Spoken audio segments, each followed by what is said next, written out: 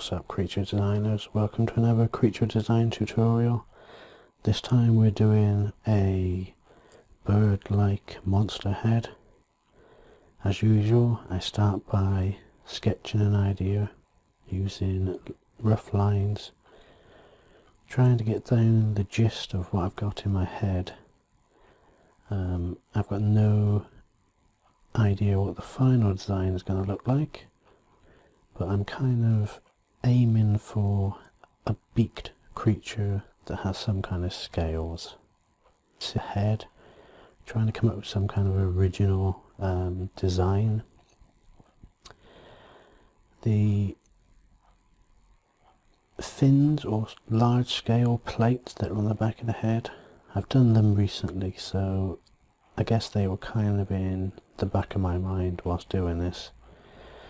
Not really original, and I think once you've done it once or twice, it's good to move away from what you've done before. But in this case they seemed fitting, so I kind of left them there. As usual, really loose with the lines. Not too much anatomy on this one. I was conscious I wanted to show scales on the shoulder, some kind of throat structure, and obviously a beak. So going in, cleaning up the lines that are not going to tell part of the story. And here this is what I'm thinking of when I'm drawing these lines. It's the three-dimensional topology, or the surface of the creature as if it was in 3D.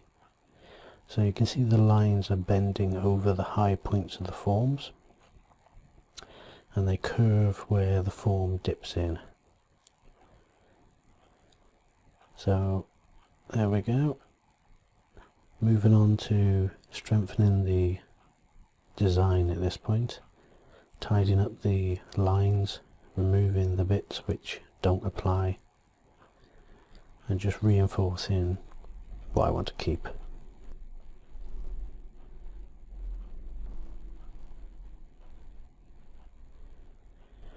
The nostril area, I was thinking of bullhead sharks at this point. I don't know why, and it didn't really come across, but you know, there we go.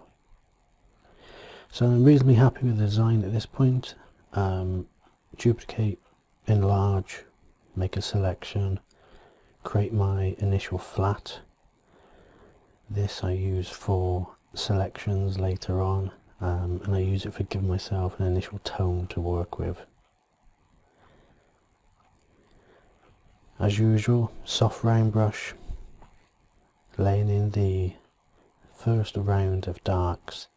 If you remember back to the red topology map I was doing, these darks are where those red lines were dipping in, and the lights are where the lines were raised. So adjusting the balance of light and dark at this point. Again, with it being a white background, it can throw your eye a little bit. So I drop in a grey background, and just to be stylish, separate into two tones. This immediately shows me that my lights were not light enough, so I go back in with some more whites, and in a moment I'll go back in with the darker darks.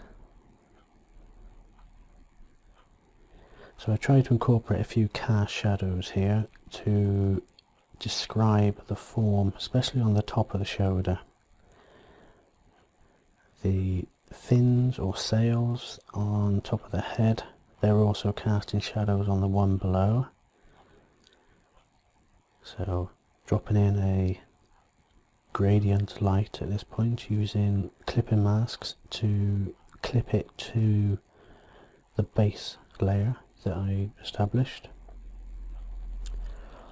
Now I'm painting on a layer above my sketch. So up to this point we were relying on the lines to describe where the lights and the darks were separated.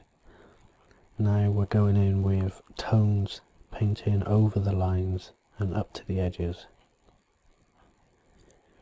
to keep the forms reading well, we try and keep strong contrasts between shadows and lights. So wherever you find a shadow cast onto a surface, right next to that shadow there should be the corresponding light that's causing that shadow to be cast. Working on the face at this point, kind of flat textures in the face.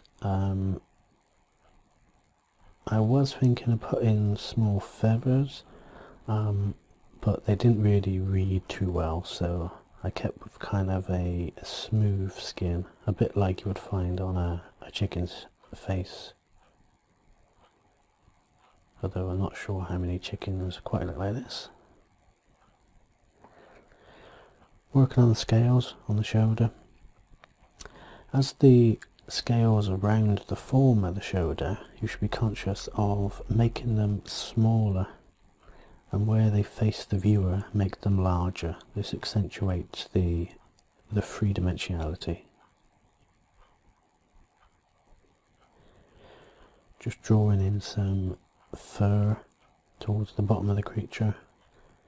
This to the silhouette. So if your eye wanders to the bottom, there's a few sharp lines and a few angles to keep the interest there, if only momentarily.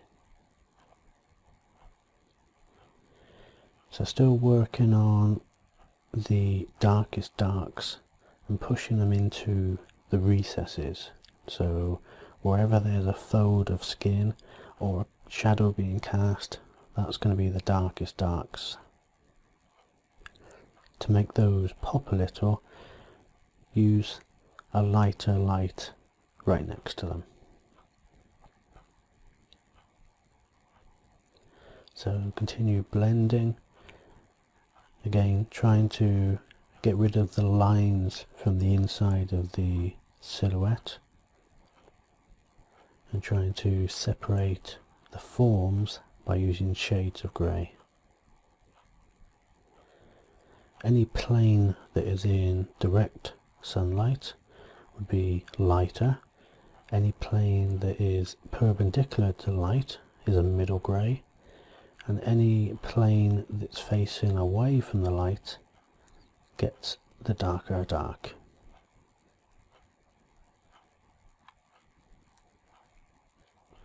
Although I don't show it in this particular video, if you were to use the posterize filter and drop the number of levels in the image down to 4 or 5, you should still read a strong design. It should be clear as to what the forms are, using just 3 tones. So favourite tool at this point, liquify, tidying up the lines, and I'm also using the bloat brush on this one just to expand some of the inner forms. So for example, on the scales, if I expand the scale, it causes the lines between them to be tightened up, and that just makes it look a little bit cleaner. So duplicate the layer, change the blending mode. This gives it a brighter appearance. Duplicating the layer 3 times, using hue and saturation slider to give myself a red, a blue and a yellow. Then I'm using layer masks to paint through each of those layers to show the colour underneath. Just a little technique I thought I'd try, but as I've said before, these sort of shortcuts, they really don't save you too much time. Lesson learned. Next time what I'll do is I'll lay down flat colours from the outset, and then use multiply brush and lighten brush to go in and paint the colours directly. I think, as you'll see at the end, this particular approach led to not a terrible image, but it is somewhat muddy in the colours.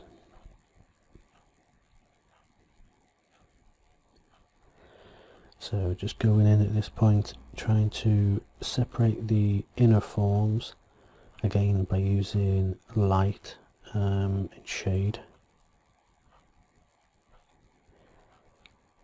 trying to cover up some more of the line work using just the tones.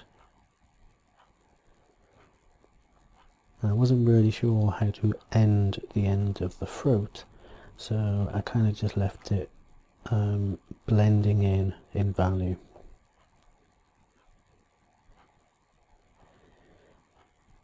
So these were meant to be tendons or muscles that attach to the back of the head, but they don't really look like it. Going in, tidying up the edge of the scales. For each of the scales there's going to be one edge that's closer to the light, and that should be slightly brighter.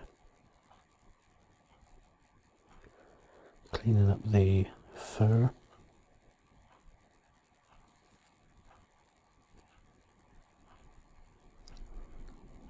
Darkening the other shoulder where it dips in towards the neck. Back to the face. Now that I applied the layer modes, the forms were getting blurred together. So sampling the colour that's already there, I repaint the planes of the face to try and help the forms read a little bit better.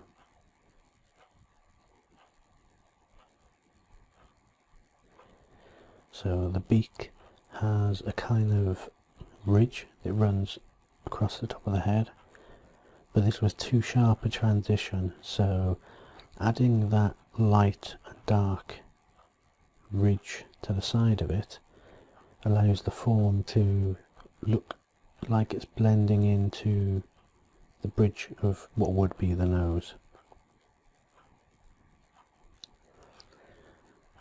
So trying to muted than the ones where I want the viewer to look. So a bit more detail around the eye, bit of blending on the shoulder.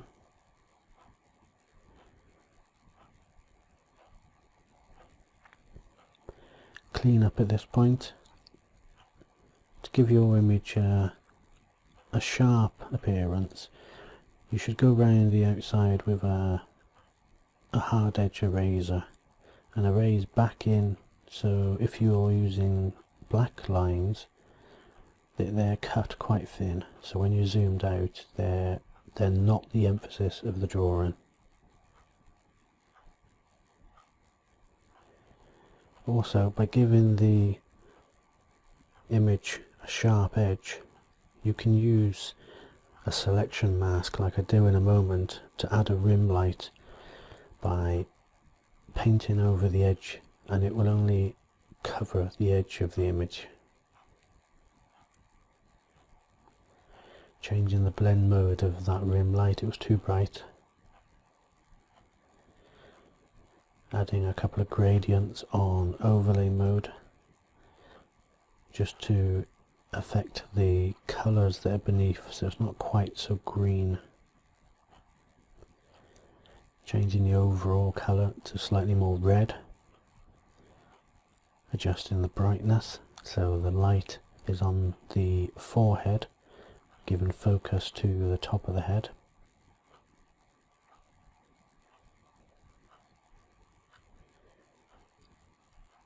Just noodling and tweaking at this point, staying zoomed out, letting my eye jump around, only emphasising the major changes, the major surface changes that I want to read.